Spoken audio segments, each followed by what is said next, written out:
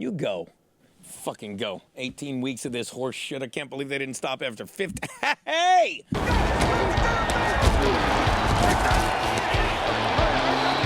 Half-hearted play action fakes it to pass in zone. Yes, touchdown.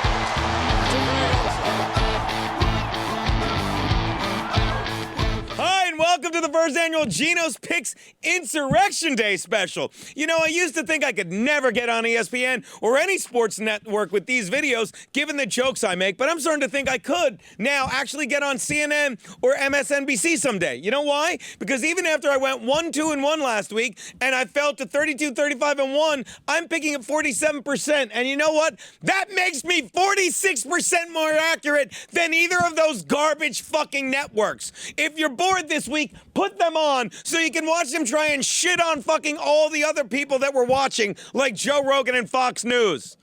God.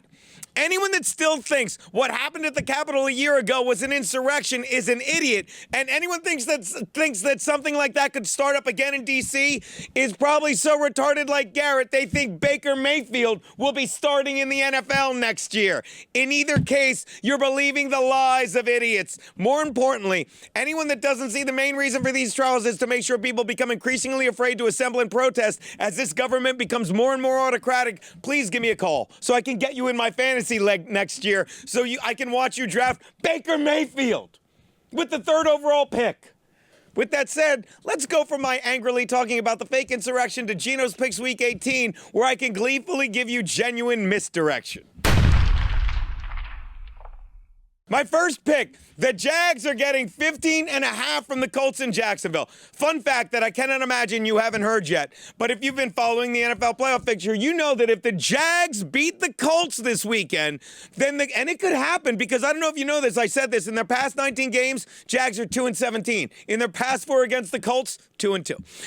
So if the Jags somehow beat the Colts this weekend, then the game between my Bolts and the Raiders in Vegas that the NFL flexed this Sunday night changes in meaning significantly. Sure, if the Colts win, and they should, the winner of that Sunday night game gets the last playoff spot.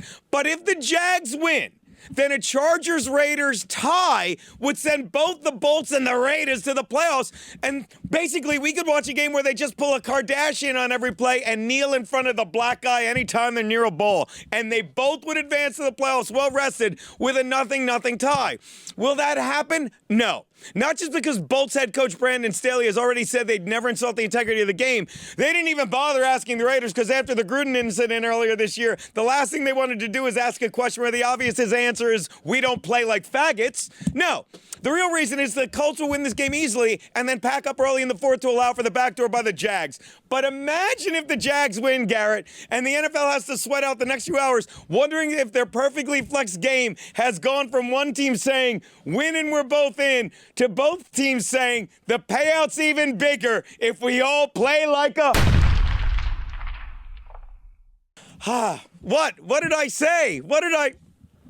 My next pick, the Steelers are getting 6 from the Ravens in Baltimore. This one's good. This one's good too.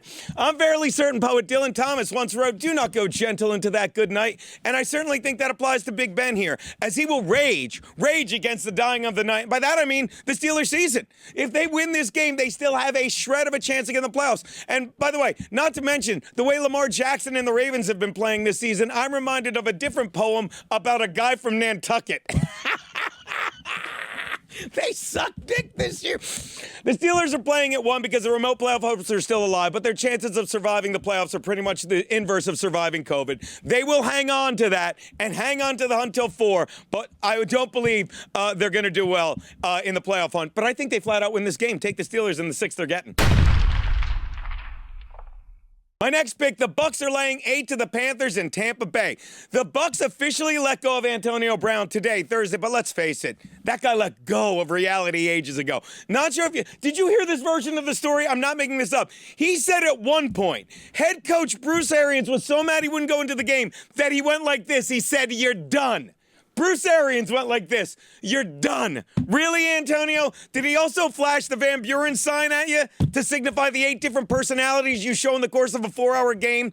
Take it from a guy, this guy, that has made a living fucking crazy people. They're fun to fuck with until they completely fuck you over. And that is what AB did to the Bucks when he went bananas. I didn't say ape. When he went bananas, I wanted to say ape. When he went bananas and fucking exited last week shirtless. They can't bring him back, and that is addition by subtraction. Don't believe me? Just ask the Jets, who lost on a TD pass with 15 seconds left, Garrett, to Cyril Grayson. If you're wondering where you heard that name before, it was the last time you spoke to a Jets fan this week, and they yelled out, "Who the fuck is Cyril Grayson?" I mean, a comeback win with all that distraction is pretty impressive, I would say, and it was not an accident. It was an offense that Tom Brady and Bruce Arians, a.k.a. Slash, worked hard to get into. And now they've got it in postseason shape, and they get 1 full game of reps with the team they're riding for a 2nd straight run at the Lombardi Trophy. Take the Bucks and lay the 6. And that brings me to my Double Your Money Monday Night Bet, which is being played Sunday afternoon, because I'm not picking the Chargers game. I'm going to lose my mind. Falcons are getting 4 and a hook from the Saints. I'm looking at Bobby to see. From the Saints in New Orleans. The Falcons made my boy Josh Allen and Bills look foolish with their pass defense last week. But don't be fooled by that, because the Falcons actually have one of the worst pass defenses in football. But here's the good news, guys. They're playing a team that doesn't fucking have a quarterback. If you're wondering why the Saints are actually favored in this game, it's because they have something to play for. If San Francisco loses in the same swim, if the San Francisco loses and the fucking Saints win, then the fucking Saints are in the playoffs. So it's easy. You're thinking, well, the Falcons are eliminated, right? So they're not going to try and fuck with the Saints. Why would they do that? Please. I'm sure they're not going to try and fuck over someone they've had a relationship for this long. Yeah, please. It's like when I started dating my new girlfriend and my ex didn't keep sending her passive-aggressive messages on Facebooks and then deleting them. Well, I'm sure the Falcons are over it too. I'm sure they're just going to sit back and let them get into the playoffs. And by the way, apologies to my ex, because it's not fair to compare her, because when it comes to being aggressive, that's what my ex is at passing. Taysom Hill remains a glorified running back who takes snaps at QB. He should just stick to the running back position, because whether he's running the ball or playing QB, the same word will be used to describe his style of running back as his QB career path: downhill. Expect this to be the last game for Taysom at QB after the Falcons roll, because this is the hill the Saints are going to die on. Take the Falcons and the 4 and a hook you're getting. Welcome to the first Week 18 ever. I got to get to the Capitol. You're retarded. Nothing's going to be funnier than that.